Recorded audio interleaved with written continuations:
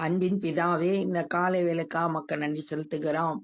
ஆண்டவரே, மை துதிக்கிறோம், ஸ்தோத்தரிக்கிறோம். இந்த நேரத்துல கூட நீங்க எங்களுடைய வாழ்க்கையில செய்த நன்மைகளை, அதிசயங்களை நினைத்து மை துதிக்கிறோம், ஸ்தோத்தரிக்கிறோம்.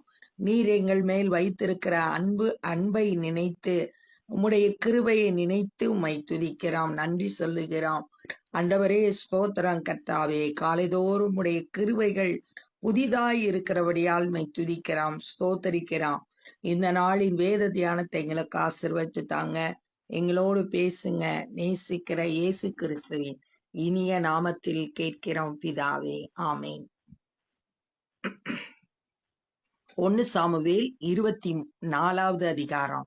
சவுல் பெலிஸ்தியரை பின்தொடர்ந்து திரும்பி வந்தபோது, முந்தின அதிகாரத்துல பார்த்தோம், சவுல் தாவீத சுற்றி வளைச்சிட்டான். அந்த நேரத்துல திடீர்னு ஒரு மனுஷன் பெலிஸ்தியர் யுத்தத்துக்கு வர்றாங்க வான்னு கூப்பிட்ட உடனே சவுல் தாவீத பின்தொடர்றத விட்டுட்டு தன்னோட தேசத்துக்கு திரும்பி வந்தான்னு வாசித்தோம். இப்ப பெலிஸ்தியரை பின்தொடர்ந்து திரும்பி வந்த போது, இப்ப திரும்பி வர்றான் தாவீத பிடிக்கிறதுக்கு. இதோ தாவீது என்கேதியில் வனாந்தரத்தில் இருக்கிறான் என்று அவனுக்கு அறிவிக்கப்பட்டது. ஏன்னா சவுலோட இருதயத்துல ஃபுல்லா தாவீதை எப்படி அழிச்சிடணும், ஏன்னா தனக்கப்புறம் தன்னுடைய பிள்ளைகள் வர முடியாது, ராஜாவாக முடியாது, தாவீது தான் ராஜாவாக போறான் அப்படின்றத அறிந்து அவனை கொன்னு போடுறதுக்காக முழு முயற்சியும் செய்தான்.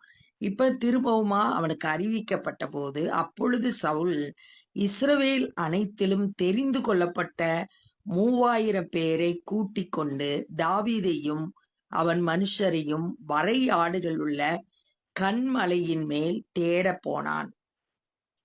தாவீதும் அவனோடு கூட இருந்தவங்களும் தாவீதோட சேர்ந்து 600 பேர் கூட இருந்தாங்க. ஆனா இங்க சவுல் தாவீத தேடி கண்டுபிடிக்கிறதுக்கு 3000 பேரை கூட்டிட்டு போறான். வழியோரத்தில் இருக்கிற ஆட்டு தொழுவங்களிடத்தில் அவன் வந்தபோது அங்கே ஒரு கெபி இருந்தது. அதிலே சவுல் ஜலாதிக்கு போனான். தாவீதும் அவன் மனுஷரும் அந்த கெபியின் பக்கங்களில் உட்கார்ந்திருந்தார்கள். சவுல் கெபிக்குள்ள போனா பக்கத்துல தாவீதும் அவனோட மனுஷரும் இருந்தாங்க. அப்பொழுது தாவீதின் மனுஷர் அவனை நோக்கி, இதோ நான் உன் சத்துருவை உன் கையில் ஒப்பு கொடுத்தேன், உன் பார்வைக்கு நலமானபடி அவனுக்கு செய்வாயாக என்று கர்த்தர் உன்னோடு சொன்ன நாள் இதுதான் என்றார்கள். தாவீதோடு கூட இருந்த 600 பேரு சொல்றாங்க, இதுதான் கர்த்தர் உனக்கு வாய்க்க பண்ணின நாள், உன் சத்துருவை உன் கையில ஒப்பு கொடுத்துட்டாரு, உன்னோட பார்வைக்கு எது சரியோ அதன்படி செய், அழிச்சிரு அப்படின்னு சொல்லிட்டு சொல்றாங்க. அப்ப கர்த்தருடைய வார்த்தைய சொல்றாங்க, இது நல்ல வாய்ப்பு, நீ பயன்படுத்திக்கோ அப்படின்னு சொல்லிட்டு சொல்றாங்க. தாவீது எழுந்திருந்து போய் சவுளுடைய சால்வையின் தொங்கலை மெல்ல அறுத்து கொண்டான். ஆனா தாவீது உள்ள போய் அந்த சவுலோட சால்வையில ஒரு ஓரத்தை மட்டும் அறுத்துக்கிட்டான். தாவீது சவுலின் சால்வை தொங்கலை அறுத்து கொண்டது நிமித்தம் அவன் மனது அடித்து கொண்டிருந்தது. அதை செஞ்சதுக்கே அவனோட மனசு அடிச்சு கொண்டது. ஐயோ, நம்ம சாலை கிழிச்சிட்டோமே அப்படின்னு சொல்லிட்டு அவன் ரொம்ப வருத்தப்பட்டான். அவன் தன் மனுஷரை நோக்கி, கர்த்தர் அபிஷேகம் பண்ணின என் ஆண்டவன் மேல் என் கையை போடும்படியான இப்படிப்பட்ட காரியத்தை நான் செய்யாதபடிக்கு கர்த்தர் என்னை காப்பாராக, அவர் கர்த்தரால் அபிஷேகம் பண்ணப்பட்டவர் என்று சொல்லி. சவுல ராஜாவாக அபிஷேகம் பண்ணது கர்த்தர். அதனால கர்த்தரால் அபிஷேகம் பண்ணப்பட்ட ராஜாவாக அபிஷேகம் பண்ணப்பட்ட சவுல் மேல நான் என் கைய போட மாட்டேன், அது கர்த்தர் என்னை விலக்கி காப்பாராக அப்படின்னு சொல்லிட்டு அவன் இந்த இடத்துல தாவீதோட நல்ல இருதயத்தை நம்ம பார்க்கிறோம். அந்த இருதயத்துல பழி வாங்குற எண்ணமே இல்லை. ஏன்னா உபாகமம் 32வது அதிகாரத்துல 35வது வசனம், பழி வாங்குவதும் பதில் அளிப்பதும் எனக்குரியது அப்படின்னு ஆண்டவர் சொல்லியிருக்காரு. யாரையும் பழிக்கு பழி வாங்குறது ஆண்டவரோட சித்தம் கிடையாது. அதை நம்ம செய்யக்கூடாது. ஆண்டவர் இப்ப சொன்ன வார்த்தையின்படி தாவீது சத்துருவான தன்னை அழிக்க தேடின சவுல் தனக்கு முன்னாடி மாட்டிக்கிட்ட போது கூட ஒரு தீமையும் செய்யல. சவுல்கிட்ட இருந்து தாவீது கிட்ட இருந்து இந்த நல்ல குணத்தை நம்ம கற்றுக்கொள்ளணும். தன் மனுஷரை சவுல் மேல் எழுப்ப ஒட்டாமல், தான் மட்டும் இல்ல தான் கூட இருந்த மனுஷர்களும் சவுலுக்கு எதிராக செயல்படாம தடுத்தான். இவ்வார்த்தைகளால் அவர்களை தடை பண்ணினான். கர்த்தரால் அபிஷேகம் பண்ணவங்களை அழிக்க கூடாது அப்படின்னு தன்னோட ஜனங்களுக்கும் சொல்லி கொடுத்தான். சவுல் ஒரு நல்ல தலைவன், தான் நல்ல பாதையில போகணும், தனக்கு பின்னாடி வர்றவங்களையும் சரியான பாதையில வழி நடத்தணும். அது தாவீது இங்க சரியா செய்யறான். சவுல் எழுந்திருந்து கெபியை விட்டு வழியே நடந்து போனான். இப்ப கெபியை விட்டு வெளியே வந்துட்டான் சவுல். அப்பொழுது தாவீதும் எழுந்து கெபியில் இருந்து புறப்பட்டு சவுலுக்கு பின்னாக போய் ராஜாவாகிய என் ஆண்டவனே என்று கூப்பிட்டான். சவுல் திரும்பி பார்த்த போது தாவீது தரை மட்டும் முகம் குனிந்து வணங்கி, ராஜாவா இருக்கிறதுனால அவனுக்கு தலை வணங்கி முகம் குப்புற வணங்குறான். சவுலை நோக்கி தாவீது உமக்கு பொல்லாப்பு செய்ய பார்க்கிறான் என்று சொல்லுகிற மனுஷருடைய வார்த்தைகளை ஏன் கேட்கிறீர்? அவன் தன்னுடைய காரியத்தை சொல்றான். ஏன் நான் உங்களுக்கு தீமை செய்கிறேன் சொல்ற மற்ற மனுஷரோட வார்த்தையை ஏன் கேட்கிறீங்க? இதோ கர்த்தர் இன்று கெபியில் உம்மை என் கையில் ஒப்பு கொடுத்தார் என்பதை இன்றைய தினம் உம்முடைய கண்கள் கண்டதே. உம்மை கொன்று போட வேண்டும் என்று சிலர் சொன்னார்கள். ஆனாலும் என் கை உம்மை தப்பவிட்டது. என் ஆண்டவன் மேல் என் கையை போடேன். அவர் கர்த்தரால் அபிஷேகம் பண்ணப்பட்டவராமே என்றார். இன்னைக்கு கர்த்தரே உன்னை என் கையில ஒப்பு கொடுத்தாரு. ஆனா நான் உன்னை ஒரு தீங்கும் செய்யல, தப்ப விட்டுருக்கேன். ஏன்னா நீர் கர்த்தரால அபிஷேகம் பண்ணப்பட்டவர் அப்படின்னு சொல்லிட்டு தாவீது தன்னுடைய காரியத்தை சொல்றான். என் தகப்பனே பாரும், என் கையில் இருக்கிற உம்முடைய சால்வையின் தொங்கலை பாரும். அதற்கு அடையாளமா இருக்கிற அந்த சால்வையை காட்டுறான். உம்மை கொன்று போடாமல் உம்முடைய சால்வையின் தொங்கலை அறுத்து கொண்டேன். என் கையிலே பொல்லாப்பும் துரோகமும் இல்லை என்றும் உமக்கு நான் குற்றம் செய்யவில்லை என்றும் அறிந்து கொள்ளும். நீரே என் பிராணனை வாங்க அதை வேட்டையாடுகிறீர். நீங்க தான் என்னைய கொல்லணும்னு நினைக்கிறீங்க. எனக்கு வாய்ப்பு கிடைத்த போது கூட நான் உன்னைய கொல்லல அப்படின்றத சொல்றான். கர்த்தர் எனக்கும் உமக்கும் நடு நின்று நியாயம் விசாரித்து கர்த்தர் தாமே என் காரியத்தில் உமக்கு நீதியை சரி கட்டுவாராக. உம்முடைய பேரில் நான் கை போடுவதில்லை. கர்த்தர் தான் 2 பேருக்கும் நடுவுல நின்று நியாயம் விசாரிக்கணும். நான் உன் மேல கை போடல. முதியோர் மொழியின்படியே ஆகாதவர்களிடத்தில் ஆகாமியம் பிறக்கும். கெட்டவங்கிட்ட இருந்து கெட்ட காரியம் பிறக்கும் அப்படின்றதான் இதனுடைய அர்த்தம். மத்தேயு சுவிசேஷத்துல கூட இயேசு கிறிஸ்து தம்முடைய சீஷர்களுக்கு சொல்லும் போது, நல்ல மரம் நல்ல கனிகளை கொடுக்கும், கெட்ட மரம் கெட்ட கனிகளை கொடுக்கும் அப்படின்னு சொல்லிட்டு சொல்றாங்க. அது மாதிரி கெட்டவங்க கெட்ட காரியத்தை பிறப்பிப்பாங்க. அது முதியோருடைய மொழி.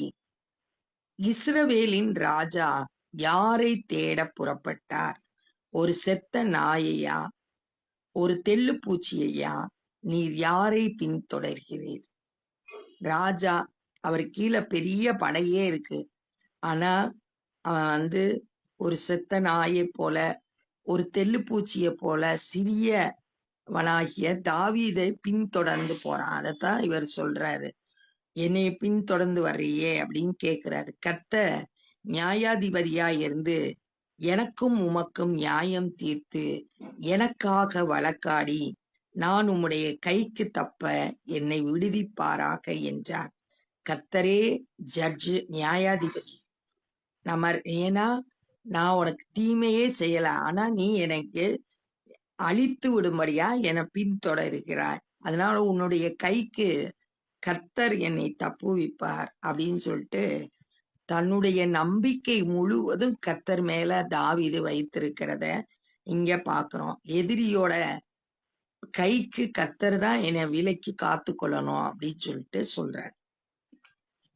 தாவீது இந்த வார்த்தைகளை சவுலோடு சொல்லி முடித்த பின்பு, சவுல், என் குமாரனாகிய தாவீதே, இது உம்முடைய சத்தம் அல்லவா என்று சொல்லி சத்தமிட்டு அழுது. இப்ப சவுல் தன்னை உணர்ந்து கொள்றான், சத்தமிட்டு அழுகிறான். தாவீதை பார்த்து, நீ என்னை பார்க்கிலும் நீதிமான், நீ எனக்கு நன்மை செய்தாய், நானோ உனக்கு தீமை செய்தேன். எனக்கு நன்மை செஞ்சிருக்க, ஆனா நான் உனக்கு தீமை தான் செஞ்சேன். ஏன்னா எத்தனையோ முறை தாவீதை கொல்றதுக்கு ஈட்டியை எய்தான், தீமை செய்தான். ஆனா இப்ப சவுல தாவீதோட கையில ஆண்டவர் ஒப்பு கொடுத்தா கூட தாவீது தீமை செய்யவே இல்லை. நன்மைக்கு நன்மை செய்யறது மனுஷனுடைய இயல்பு. நன்மை செய்யறவங்களுக்கு தீமை செய்கிறது பிசாசோட குணம். ஆனா தேவனோட குணம் என்னன்னா தீமை செய்கிறவர்களுக்கு நன்மை செய்வதுதான். இங்க தாவீது தேவனுடைய குணத்தை பிரதிபலிக்கிறாரு. தீமை செய்த சவுலுக்கு நன்மை செய்கிறார். நம்மளும் கூட நமக்கு எதிரா தீமை செய்கிறவர்களுக்கும் நன்மை செய்ய கற்றுக்கொள்ளணும். இயேசு கிறிஸ்து தம்முடைய உபதேசத்துல கூட சொல்லியிருக்காங்க, சத்துருவ சிநேகிங்க, உங்களை துன்பப்படுத்துகிறவர்களுக்காகவும் வேண்டிக் கொள்ளுங்கள் அப்படின்னு சொல்லிட்டு சொல்றாங்க. அப்படிப்பட்ட நல்ல குணம் ஆண்டவர் போல நம்மளும் மாறணும். நீ எனக்கு நன்மை செய்ததை இன்று விளங்க பண்ணினாய், கர்த்தர் என்னை உன் கையில் ஒப்பு கொடுத்திருந்தும் நீ என்னை கொன்று போடவில்லை. உன் கையில ஆண்டவர் ஒப்பு கொடுத்தாரு, ஆனா என்னை நீ கொண்டு போடல. ஒருவன் தன் மாற்றானை கண்டு, மாற்றான் அப்படின்னா சத்துரு, எதிரியை கண்டுபிடித்தால் அவனை சுகமே போக விடுவானோ? எதிரியை பார்த்துட்டு அவன் திரும்பி சுகபத்திரமா திரும்பி போக யாரும் விட மாட்டாங்க. இன்று நீ எனக்கு செய்த நன்மைக்காக கர்த்தர் உனக்கு நன்மை செய்வாராக, உனக்கு பதில் அளிப்பாராக. நீ எனக்கு நன்மை செஞ்சிருக்க, சத்ருவான எனக்கு நன்மை செஞ்சிருக்க, அதனால உனக்கும் கர்த்தர் நன்மை செய்வார். நீ நிச்சயமாக ராஜாவாய் இருப்பாய் என்றும் இஸ்ரவேலின் பாரம் உன் கையில் நிலை வரப்படும் என்றும் அறிவேன். சவுலுக்கு நல்லா தெரியுது, தாவீதுதான் அடுத்த ராஜா, அவன் கையில தான் ஆண்டவர் ராஜ்யத்தை ஒப்பு கொடுக்க போறாருன்றது நல்லா தெரியுது. யோனத்தான் கூட முந்தின அதிகாரத்துல 23வது அதிகாரத்துல 17வது வசனத்துல சொல்றாரு, நீ தான் அடுத்த ராஜாவாய் இருப்பா, எனக்கும் தெரியும், என்னுடைய தகப்பனாகிய சவுலுக்கும் தெரியும் அப்படின்னு சொல்லிட்டு அங்க சொல்றாரு. அது மாதிரி எனக்கு தெரியும் நீதான் அடுத்த ராஜா அப்படின்னு சொல்றான். சத்துருவாகிய சவுல் அழிக்க தேடின சவுலே தாவீதுதான் ராஜான்னு அறிக்கை செய்கிறான். இப்பொழுதும் நீ எனக்கு பின் இருக்கும் என் சந்ததியை வேர் அறுப்பதில்லை என்றும் என் தகப்பன் வீட்டாரில் என் பெயர் அழித்து போடுவது இல்லை என்றும் கர்த்தர் மேல் எனக்கு ஆணையிட்டு கொடு என்றான். என் சந்ததிய அழிச்சு போட மாட்டேன், என் பேரு நிற்கும்படியா செய்வேன் அப்படின்னு சொல்லு அப்படின்னு சவுல் கேட்கிறான். அப்பொழுது தாவீது சவுலுக்கு ஆணையிட்டு கொடுத்தான். அவன் கேட்ட மாதிரி ஆணையிட்டு கொடுத்து பின்பு சவுல் தன் வீட்டுக்கு புறப்பட்டு போனான். தன்னோட கிபியா இருக்கிற தன்னுடைய வீட்டுக்கு அவன் புறப்பட்டு போயிட்டான். தாவீதும் அவன் மனுஷரும் அரணிப்பான இடத்திற்கு ஏறி போனார்கள். ஆனாலும் தாவீது சவுல முழுவதுமா நம்பல. என்ன பேசினாலும் அவன் உள்ளத்துக்குள்ள இருக்கிற அந்த பொறாம, அந்த அழிக்கணுன்ற எண்ணத்தை தாவீது அறிந்திருந்ததுனால இப்பொழுதும் ஒரு பாதுகாப்பான இடத்துக்கு தாவீது போகிறத பார்க்கிறோம். அப்ப இந்த நாள்ல என்ன கற்றுக்கொண்டான் அப்படின்னா, சவுல் கெபிக்குள்ள இருந்தான், தாவீது வெளியே இருந்தான். அப்ப அவன் தாவீதோடு கூட இருந்தவங்க, உன்னோட சத்துரு இன்னைக்கு உன் கையில மாட்டிட்டாங்க, இன்னைக்கு அழிச்சு போட்டுரு அப்படின்னு சொன்னா கூட தாவீது சவுலுக்கு எந்த தீமையும் செய்யல. அவன் வஸ்திரத்தின் ஓரத்துல வெட்டி எடுத்துட்டு வந்துட்டான். தன்னோடு கூட இருந்த மனுஷரும் சவுலுக்கு தீமை செய்யாதபடிக்கு காத்து கொண்டான். அப்ப அடுத்த சவுல் வெளியே வர்றப்ப தாவீது அவங்கிட்ட பேசுறான். நீ மற்ற மனுஷர் சொல்றத ஏன் கேக்குற? நான் இப்ப என்கிட்ட நீ மாட்டினா கூட நான் உன்னைய ஒண்ணும் செய்யல. நீ கர்த்தரால் அபிஷேகம் பண்ணவரு, நான் ஒண்ணும் செய்யல அப்படின்றதுக்கு அடையாளமா அந்த சால்வையோட தொங்கலை காட்டி, ஏன் இப்படி நீரோ என்னோட உயிரை வாங்குறதுக்கு வேட்டையாடிக்கிறீர் அப்படின்றத சொல்லி, நான் தீமை செய்யல அப்படின்றத தாவீது சொல்றான். அப்படி சொல்ற அந்த வார்த்தையை கேட்ட உடனே சவுல் தன்னுடைய தவற உணர்ந்து, நீ என்னை பார்க்கிலும் நீதிமான், நீ எனக்கு நன்மை செஞ்ச, நானோ உனக்கு தீமை தான் செஞ்சேன் அப்படின்றத, நீ செய்த நன்மைக்கு கர்த்தர் உனக்கு நன்மை செய்வார் அப்படின்னு சொல்லிட்டு தாவீதுட்ட, நீ நிச்சயமா ராஜாவா இருப்பா, அப்ப என்னோட சந்ததிய அழிச்சு போட்டுறாத அப்படின்னு ஆணையிட்டு கொடு அப்படின்னு கேக்குறான். தாவீதும் ஆணையிட்டு கொடுக்கறான். அதுக்கப்புறம் சவுல் அவனோட இடத்துக்கு போயிட்டான்.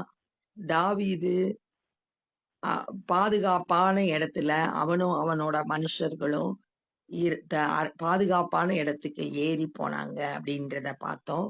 அப்ப நம்மளும் கூட நமக்கு எதிரா தீமை செய்கிறவர்களுக்கு நன்மை செய்கிறவர்களாய் இயேசுவை போல நம்மளும் மாறணும் அப்படின்றத இந்த நாள்ல கற்றுக்கொண்டோம்.